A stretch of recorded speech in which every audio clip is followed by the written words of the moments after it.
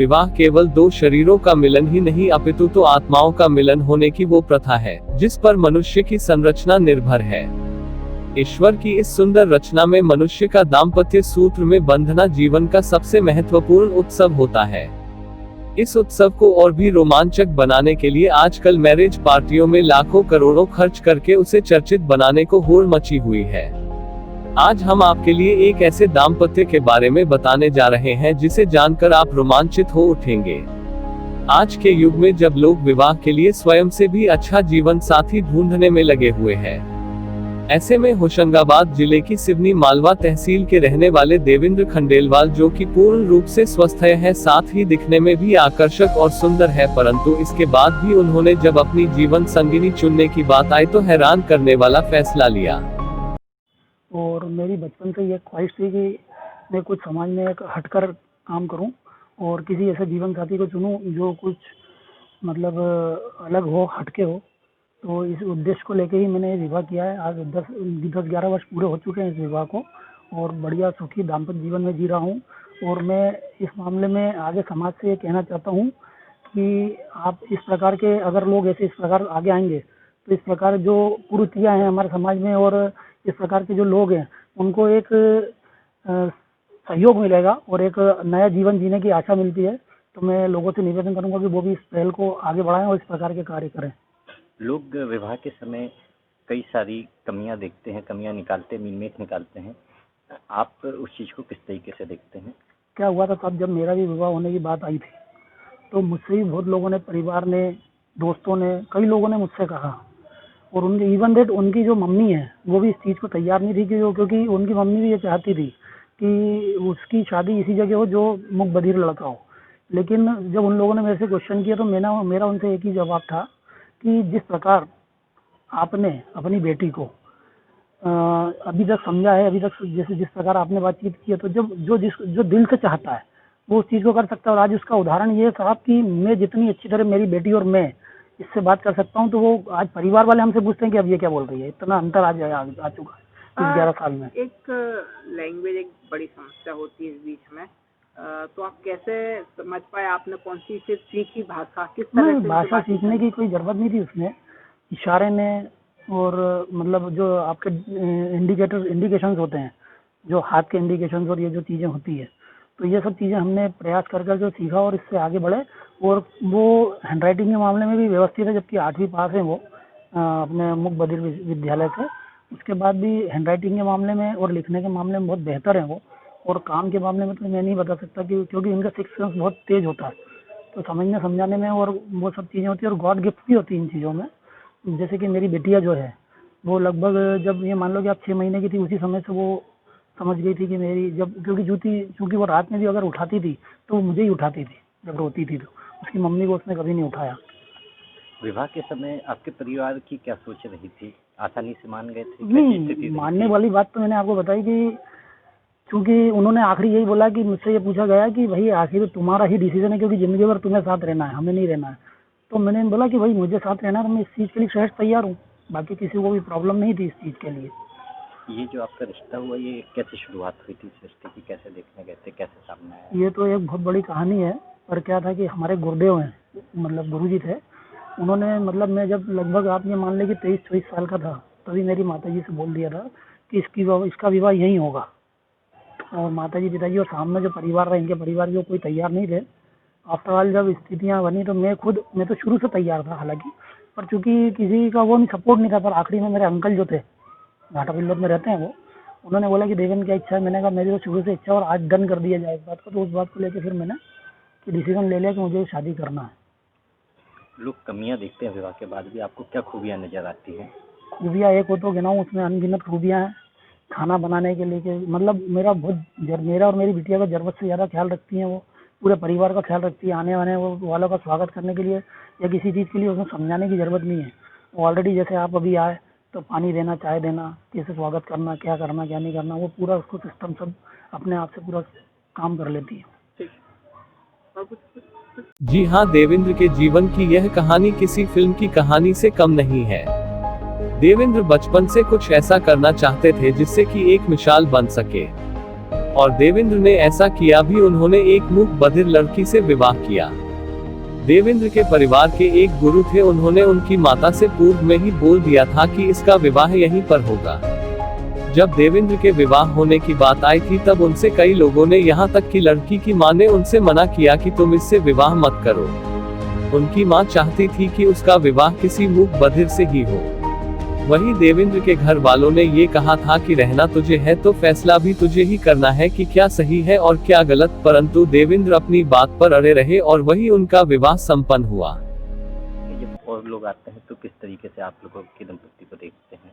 अच्छी नज़र से देखते हैं, बहुत बढ़िया नज़र से देखते हैं और सब कोऑपरेट करते हैं। आज मेरा जो पूरा परिवार है या रिश्तेदारी में, उसको बहुत अच्छा मान सम्मान मिलता है। हमें कहीं कोई किसी प्रकार की प्रॉब्लम नहीं, और बहुत कोऑपरेट करते हैं। वो भी बहुत कोऑपरेट करती है, जो कि वो काम करने में, और उसका सिस्टम भी, मतलब जो स्वभाव है मेरा या बच्ची का, हम तीनों का, वो बहुत ज़्यादा कोऑपरेटिव नेचर का है।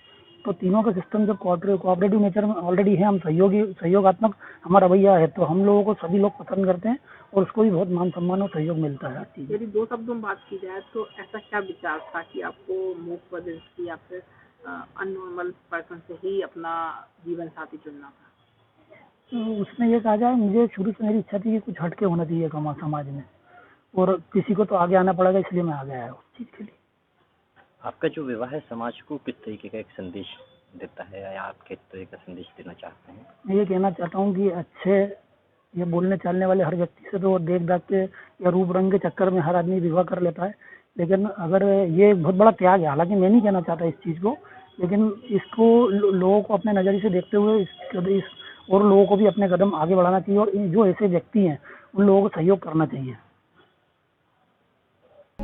आज विवाह को लगभग 11 वर्ष बीत चुके हैं, परंतु दोनों के बीच में प्यार कम ना हुआ। साथ ही अब वे 2 से 3 हो चुके हैं।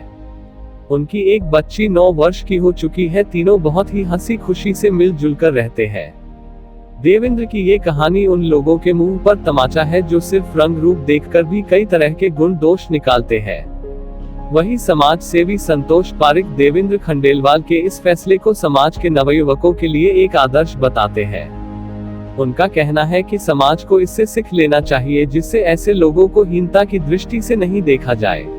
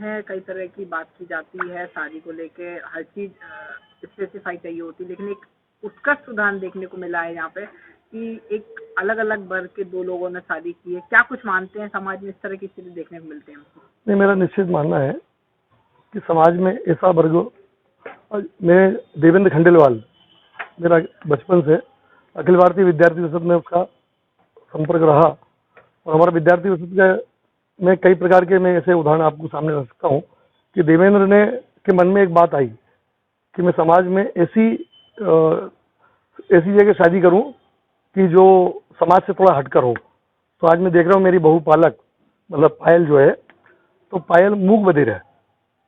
देवेंद्र और मूक बधिर होने के साथ साथ पूरे घर का कामकाज, पूरे काम की देखरेख, पूरे काम की समझ उसमें पूरे विद्वान है। मैं समाज के अन्य लोगों से भी आग्रह करता हूँ कि कई बार हमारे यहाँ बहुत कम उम्र में बाल विधवा हो जाती है, और बाल विधवा हो जाती है तो अभी हमारे सामने एक सारडा जी है, संपत सारडा, उनकी जो बहन है वो बहन भी बाल विधवा हो गई थी, लेकिन मैं उनके ससुराल वालों ने एक कदम आगे आकर अपनी बहू की शादी जो है वो दूसरी जगह पर कराई।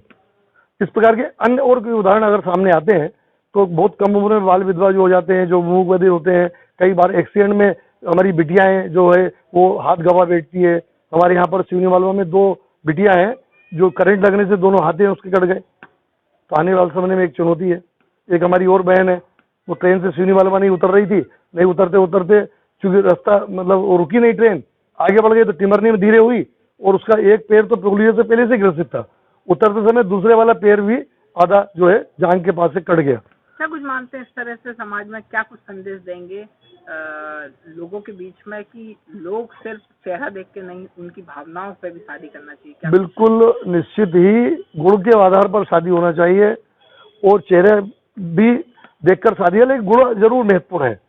और उसके लिए ऐसी जो लोग हैं उनमें अन्य प्रतिभाएं हैं, उन प्रतिभाओं में ऐसा अगर हम एक समाज के सामने उदाहरण आता है तो ऐसी हमारी कई ऐसी बेटियां हैं जो मूक बधिर हैं, कई ऐसी बेटियां हैं जो विकलांग, मतलब हम विकलांग तो शब्द का उपयोग नहीं करेंगे, लेकिन ऐसी बेटियां जो जिनके कारण वो उनका हाथ या पैर या अन्य जगह वो किसी का एक्सीडेंट में अगर वो हो जाती है तो उनसे अगर समाज में इस प्रकार का उदाहरण अगर आता है सामने और नए नौजवान ऐसी पहल करते हैं तो निश्चित ही समाज के लिए एक अनुकरणीय पहल होगी, जैसा देवेंद्र खंडेलवाल जी ने किया।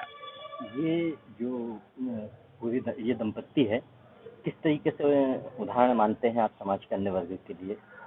मैं इसलिए मानता हूँ कि देवेंद्र देखने में स्मार्ट है, पढ़ाई में अव्वल है, सुंदर है और परिवार जो है हमारा सक्षम है।